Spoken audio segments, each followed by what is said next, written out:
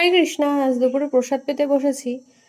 আর প্রসাদে কি কি আছে আগে দেখিয়ে নিই। সাদা রাইস, এখানে আছে একটা ফুলকপির সবজি, এখানে আছে পুঁই মেচুরি, যে আপনারা কি বলেন আমি জানি না।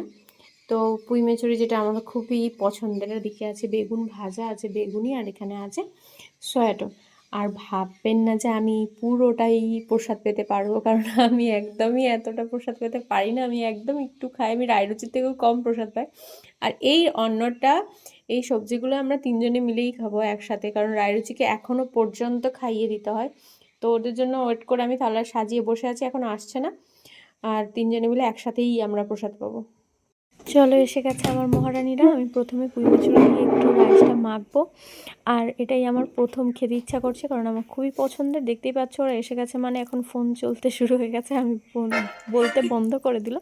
যাই হোক, পুঁই মুচুরিটা ভালো করে অন্যের সাথে মেখে এইভাবে যদি একবার মুখে তুলেন না, সে যে কি তৃপ্তি, কি আর বলবো।